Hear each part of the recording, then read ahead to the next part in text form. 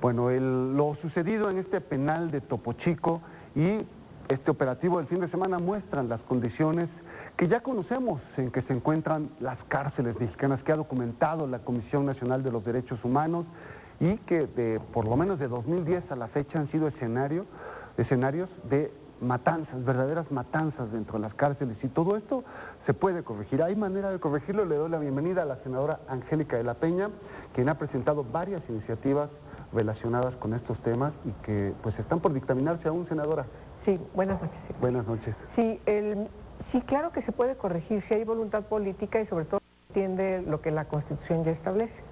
Estamos obligados a hacer leyes generales en distintas materias que juntas dan un avance muy importante para la implementación, coadyuvar en la implementación del nuevo sistema de justicia penal que ya va a entrar en vigor en unos cuantos meses. Estamos en vísperas. Justo. Sí, así es.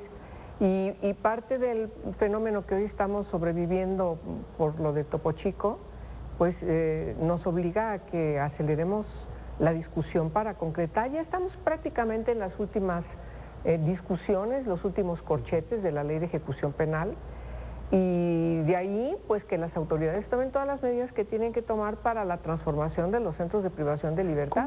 En concreto, ¿cómo puede repercutir la Ley de Ejecución de Sanciones Penales en la situación de las cárceles?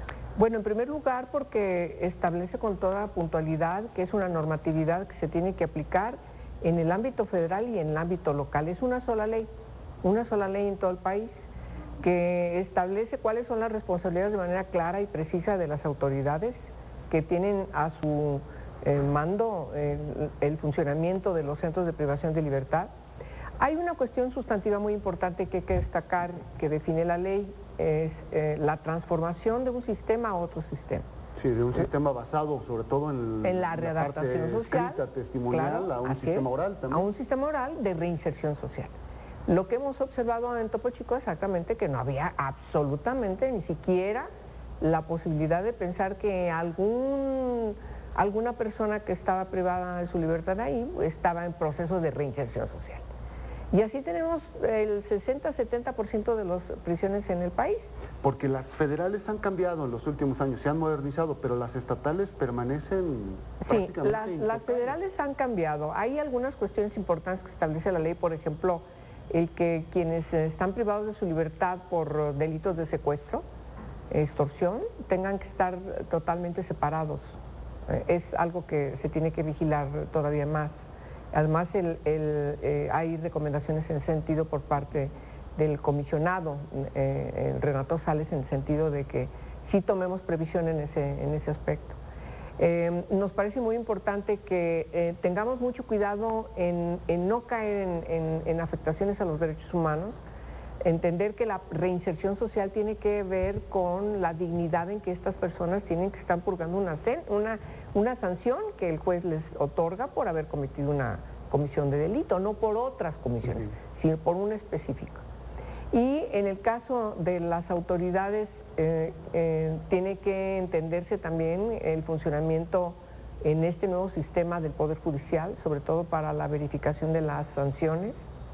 Es necesario que junto con el mecanismo de tortura que está bajo la jurisdicción de la Comisión Nacional de los Derechos Humanos y las comisiones estatales se verifique que efectivamente no hay ningún tipo de tortura. Alguien diría, si son personas malas, están privadas de su libertad por haber cometido hechos delictuosos, claro, entonces todo el rigor de la ley y mucho más de lo que la ley establece. Yo creo que no. La reinserción social está inscrita justamente para buscar que estas personas que cometieron un delito, que están pagando por ese delito, puedan ser reinsertadas en la sociedad y no cometer otros delitos cuando salgan. No, y sobre todo todos aquellos que tienen prisión preventiva, por ejemplo, que aún no se ha demostrado si son culpables o no, y ya están sometidos a esta situación. Y son entre 40 y 60% en algunos casos de personas que están en esa condición. No sabemos qué va a pasar con ellas, porque todavía no hay una sanción sobre ellas. ¿Están entonces por salir ya estas iniciativas en el legislativo? Sí, esta yo creo que es la que tenemos más avanzada. Seguirían la desaparición forzada, la de tortura, justicia penal para adolescentes. Son 4 leyes que tienen que salir ahora en el próximo periodo de sesiones. Bueno, en muy este bien. periodo. En este periodo. Muy bien, senadora, pues estamos pendientes y ojalá apresuren el paso para que no tengamos que estar pues reportando esto en los próximos días o semanas. Claro, tenemos que tomar previsión para que ya no haya otras bombas de tiempo como lo que ya sabíamos iba a pasar con Topo Chico. Muchísimas gracias. Muchas gracias a ti.